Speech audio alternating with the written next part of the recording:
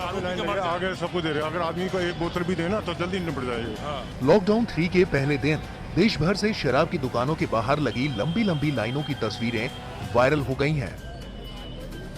इन लाइनों ने नोटबंदी के दौरान बैंकों के बाहर लगी लाइनों को भी छोटा कर दिया है। बराबर लोग खड़े हैं, क्या फायदा शराब खोले, बंदी कर दिया तो। 40 दिन से बंद दुकानों के बाहर कई जगह हालात बेकाबू होने और लॉकडाउन की धज्जियां उड़ते देख पुलिस ने उन्हें बंद भी करा दिया। दरअसल कई राज्यों की मांग के बाद सरकार ने शराब की दुकानों को खोलने का फैसला किया था। ऐसा इसलिए करना पड़ा क्योंकि कई राज्यों ने साफ कर दिया था कि उनके पास अब सरकारी कर्मचारियों को वेतन तक देने का पैसा नहीं है।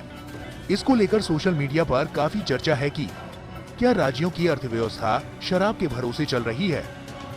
आखिर राज्यों को शराब से कितनी कमाई होती है?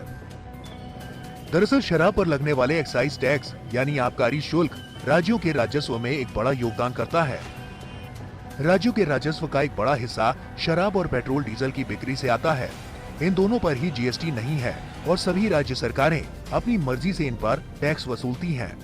लॉकडाउन की वजह से इन दोनों की बिक्री ठप थी। इस वजह से राज्यों की वित्तीय हालत खराब हो गई थी। हालत ये हो गई थी कि कई राज्यों को 1.5 से 2% ज्यादा ब्याज पर कर्ज लेना पड़ा था। अब अगर अलग अलग राज्यों की कुल आमदनी में शराब की बिक्री से होने वाले राजस्व को देखें तो समझ आएगा कि वाकई राज्यों की आमदनी का एक बड़ा जरिया अल्कोहल की बिक्री है।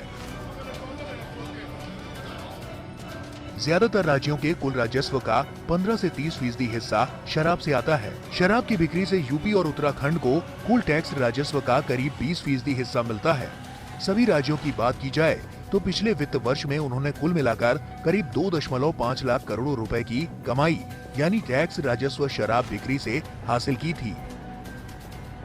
अब अगर इस आंकड़े को देश के अलग अलग राज्यों में बांट कर देखा जाए तो फिर शराब की बिक्री से वित्त वर्ष 2019 से 20 में उत्तर प्रदेश ने 26,000 करोड़, महाराष्ट्र ने 24,000 करोड़, तेलंगाना ने 21,500 करोड़, कर्नाटक ने 20,948 करोड़, पश्चिम बंगाल ने 11,874 करोड़ रुपए, राजस्थान ने 7,800 करोड़ रुपए, पंजाब ने 5,600 करोड़ रुपए और दिल्ली ने इस दौरान करीब 5,500 करोड़ रुपए का आबकारी शुल्क हासिल किया था। राज्य के कुल राजस्व का ये करीब 14% है। अब अगर इसे कर्मचारियों की सैलरी से जोड़कर देखा जाए तो फिर मिसाल के तौर पर उत्तर प्रदेश कर्मचारियों का कुल वेतन करीब 18,000 करोड़ रुपए है, यानी अकेले शराब की बिक्री से ही रकम से ज्यादा का इंतजाम हो जाता है। लेकिन इन सबके बीच में बिहार और गुजरात की मिसाल समझनी भी जरूरी है कि ये दोनों राज्य शराबबंदी के बावजूद कैसे राजस्व को बरकरार रखे हुए हैं। साफ है कि विकल्प मौजूद है और अल्कोहल जैसी सामाजिक बुराई पर प्रतिबंध जारी रखकर भी राज्य आमदनी को बढ़ा सकते हैं, लेकिन इच्छा शक्ति की कमी